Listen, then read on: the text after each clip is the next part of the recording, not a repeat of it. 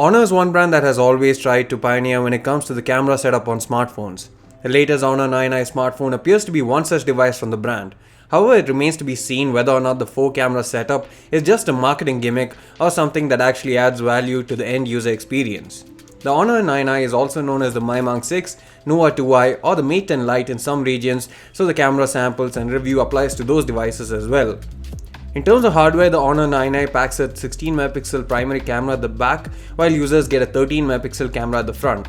Both the front and rear cameras also get a secondary depth sensing 2 megapixel camera to go along with it. This is noticeably different from the approach taken by Honor and Huawei on most of their other dual camera systems, which usually employ an RGB plus monochrome combination. Let's see how the 9i camera fares. The rear facing 16 megapixel camera captures a lot of detail and the dynamic range is pretty good as well. White balance is on point and the colors are pretty good but tend to be a bit more saturated than normal. However, in portrait mode especially, the colors lend a really nice effect and looks really beautiful.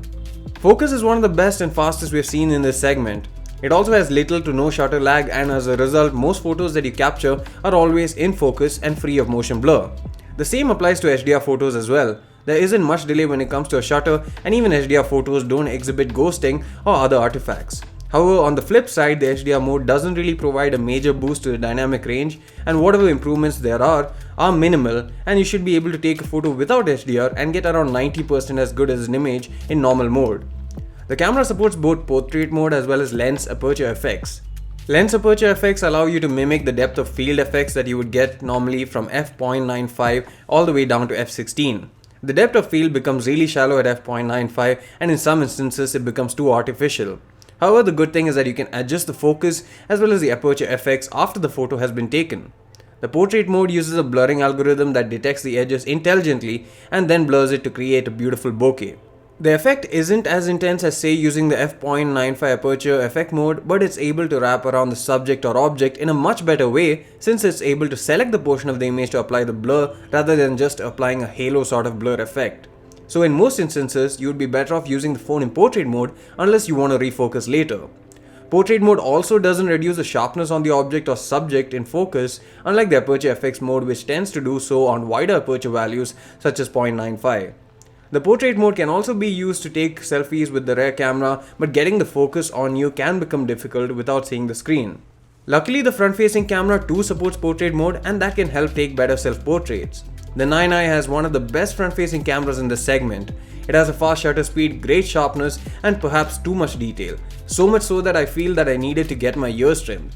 In fact, it's probably one of the only other front-facing cameras in the segment other than the Oppo F3 that has really impressed me. Portrait mode applies a similar blurring algorithm that blurs out unwanted or out of focus portions of the image. The blurring algorithm isn't 100% perfect, but is much better than most others in this price range.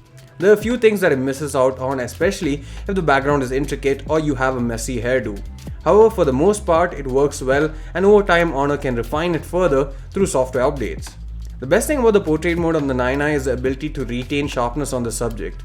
Most other smartphones featuring blurring algorithms that soften the subject's facial features without needing to do so. One thing to note, however, is that the camera does crop into a frame a bit to apply the blur effects that results in a slightly narrower field of view than the regular mode.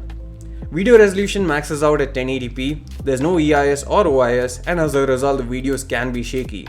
However, it manages to capture pretty good detail, colors, as well as has the ability to rack focus quickly and adjust the exposure well on its own.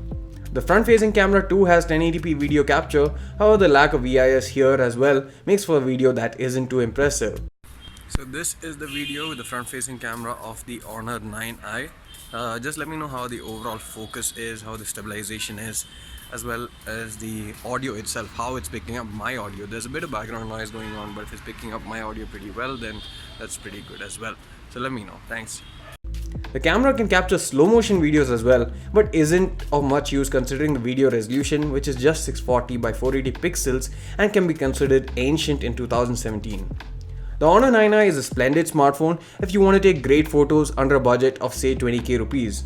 While the videos aren't too great, the sharpness and detailing in the photos is one of the best, and while the blurring algorithm does need some refinement, it is still great in this price range, and for anyone who wants a smartphone that takes great photos, this will be my go-to recommendation in this segment. That's it for the video, guys. Thanks for watching. You can purchase a smartphone from the link in description below. See you again in the next one. Please don't forget to hit the subscribe button and turn on notifications to get the latest updates from us.